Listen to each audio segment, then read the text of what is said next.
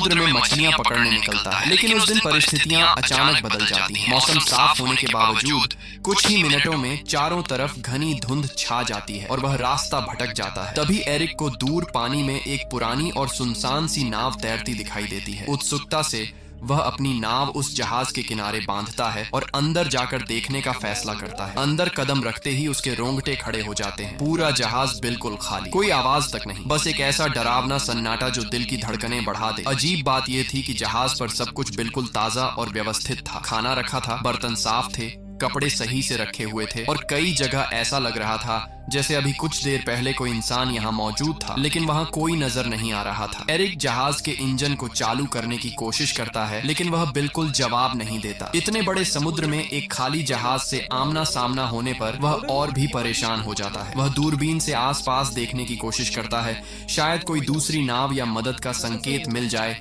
लेकिन धुंध इतनी घनी होती है कि कुछ भी दिखाई नहीं देता। आखिरकार वह कंट्रोल रूम में जाता है और रेडियो से मदद मांगने की कोशिश करता है। वह संदेश देता है कि यह जहाज समुद्र में फंसा है और किसी को उसकी आवाज सुनाई दे तो तुरंत जवाब दे। रेडियो पर मैसेज भेजने के बाद एरिक अपने जहाज की ओर लौटने के लिए डेक पर आता है, लेकिन जैसे ही नीचे देखता है उसका चेहरा सफेद पड़ जाता है। उसकी अपनी छोटी नाव वहाँ होती ही नहीं है, जबकि उसने उसे मजबूती से बांधा था। इतना ही नहीं, कुछ ही क्षण पहले तक फैला घना धुंध भी अचानक गायब हो चुका था और आसमान बिल्कुल साफ हो गया था। समय दोपहर का हो चुका था। उसे समझ नहीं आता कि यह सब कैसे और कब हुआ। अब उसके पास कोई दूसरा रास्ता नहीं था। वह वापस उसी रहस्यमयी जहाज में लौट जाता है और नक्शों के सहारे समझने की कोशिश करता है कि वह आखिर कहां पहुंच गया है। उसे जल्द ही एहसास होता है कि इंजन ठीक किए बिना यहां से निकलना असंभव है। वह पूरे जहाज में औजार ढूंढता है और घंटों की मेहनत के बाद इंजन को ठीक कर देता है। उसके लिए ये सबसे राहत भरा पल होता है, लेकिन समस्या अभी खत्म नहीं होती। वह फिर से रेडियो पर संपर्क करने की कोशिश करता है, लेकिन एक बार फिर कोई उत्तर नहीं मिलता। थका हुआ एरिक ऊपर की तरफ आता है और उसे अचानक पेशाब जाने की जरूरत महसूस होती है। आसपास कोई नहीं दिखता तो वह सोचता है कि जहाज के किनारे जाकर ही निपट लेता है, लेकिन जैसे ही वह किनारे पर खड़ा होता है अचानक कोई उसे जोर से धक्का दे देता है। वह सीधे समुद्र में गिर जाता है। तेज धार और हवा के दबाव में वह वापस ऊपर आने की कोशिश करता है, लेकिन बहुत मुश्किल से जहाज से लटकती रील को पकड़कर खुद को डूबने से बचा लेता है। हिम्मत करके वह धीरे धीरे खींचते हुए दोबारा जहाज पर चढ़ता है। अभी वह पूरी तरह संभला भी नहीं था कि दोबारा नीचे टॉयलेट जाने उतरता है। तभी अचानक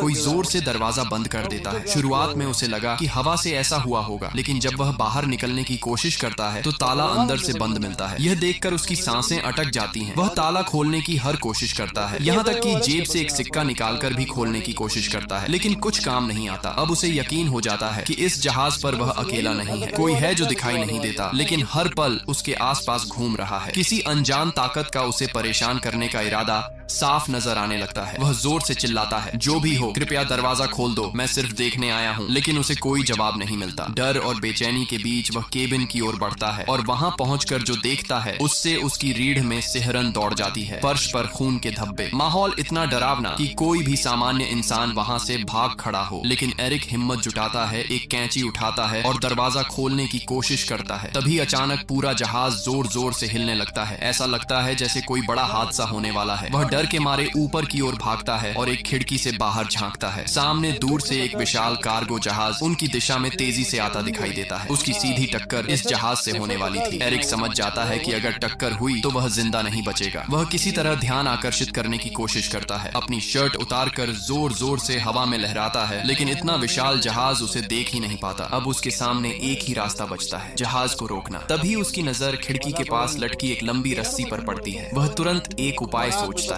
रस्सी को बांधकर वह उसे पानी में फेंक देता है ताकि जहाज की गति रुक जाए, लेकिन उल्टा मुसीबत और बढ़ जाती है। रस्सी इंजन के ब्लेड में फंसकर अंदर की ओर खींच जाती है और उसका फंदा सीधा एरिक के गले में लिपट जाता है। जोर की खींच से उसकी सांसें रुकने लगती हैं। हालांकि आखिरी पल में वह एक औजार से रस्सी काटकर खुद को किसी तरह बचा लेता है। रस्सी से गला जकड़ जाने की घटना के बाद एरिक की गर्दन पूरी तरह लाल पड़ चुकी थी। उसका दम घुट चुका था और वह लगभग मर ही गया था। लेकिन आखिरी क्षण में उसने अपनी बची हुई ताकत जुटाकर खुद को उससे छुड़ा लिया। इंजन में रस्सी फंस जाने से नाव की रफ्तार अचानक धीमी हो गई, पर यह राहत बस कुछ ही पलों की थी, क्योंकि सामने से आते विशाल कार्गो जहाज ने बिल्कुल भी रुकने के संकेत नहीं दिखाए। कुछ ही सेकंड में उस भारी जहाज ने उसकी नाव को जोरदार टक्कर मारी। ये टक्कर इतनी भयानक थी कि पूरा छोटा जहाज हिल उठा और एरिक फर्श पर जा गिरा। उसके सिर में गहरी चोट लगी और तुरंत बेहोशी छा गई। जब कुछ देर बाद उसे होश आया तो उसने खुद को फिर उसी बाथरूम में पाया जहां अब पानी लगभग उसकी गर्दन तक भर चुका था। लेकिन जो बात उसे सबसे ज्यादा भयभीत करती थी वह यह थी कि यह पानी समुद्र का नमकीन पानी नहीं था, बल्कि एकदम मीठा और साफ था, मानो कोई जानबूझकर उसे मानसिक रूप से तोड़